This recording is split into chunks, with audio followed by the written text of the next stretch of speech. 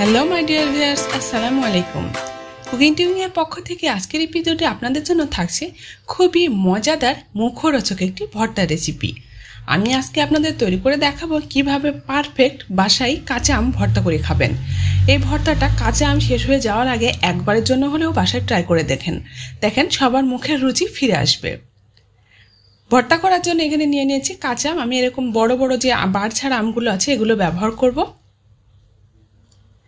আমি এখানে কাঁচা আম নিয়ে নিয়েছি, তবে একটা আমের ভর্তা আমি তৈরি করব, কারণ এতগুলো আম ভর্তা করলে অনেকটা হয়ে যাবে। প্রথমেই সিলার দিয়ে খুব ভালো মতো আমটি সিলিয়ে নিয়েছি, যাতে করে আমের সবুজ অংশ গায়ে লেগে না থাকে। আমের গায়ে সবুজ অংশ লেগে থাকলে কিন্তু হালকা একটা কষকষ ভাব লাগে, সেক্ষেত্রে কিন্তু ভর্তার টেস্টটা নষ্ট হয়ে যায়। আমি এই ভর্তা তৈরি করার ক্ষেত্রে কিন্তু বিভিন্ন ধরনের স্পেশাল মশলা ব্যবহার করব। এগুলো জানতে হলে কিন্তু আমার রেসিপিটি পুরোপুরি দেখতে থাকুন।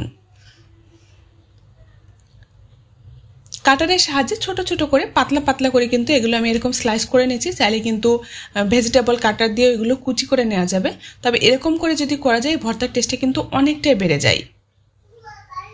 এগুলো একেবারে পাতলা পাতলা করে স্লাইস করে নিতে হবে, একবারে মোটা করা যাবে না।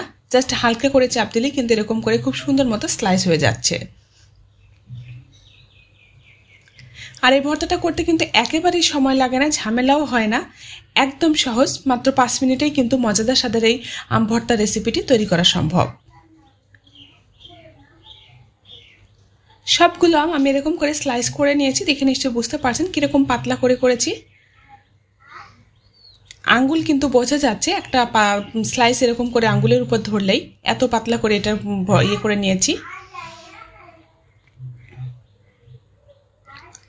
আমি যে আমটা ব্যবহার করছি এটা কিন্তু টক মিষ্টি আম, শুধু টক আমেরও কিন্তু এটা করা যায়।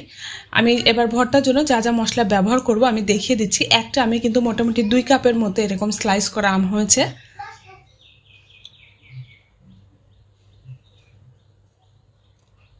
এখানে নিয়ে নিয়েছি বিট লবণ, এখানে 1 চা চামচের মতো হবে বিট লবণ নিয়ে নিয়েছি, তবে স্বাদ অনুযায়ী কম বেশি বাড়িয়ে নেওয়া যাবে।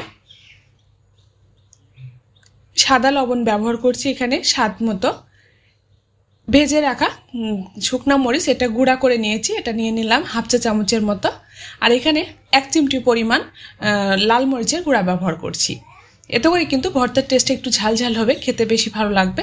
সবগুলো মশলা এবার এর সাথে খুব ভালো মতো মাখিয়ে নিব। একটু চেপে মাখাতে হবে, যাতে করে আমের ভেতর পর্যন্ত মশলাগুলো মেখে যায় এবং খেতে বেশি ভালো লাগে। এই ভর্তাটা এতটাই মুখরোচক এবং টেস্টি হয় যে একবার যদি করে কাউকে খাওয়ান তাহলে কিন্তু আপনাকে আবারও রিকোয়েস্ট করবে ভর্তাটি করে দেওয়ার জন্য।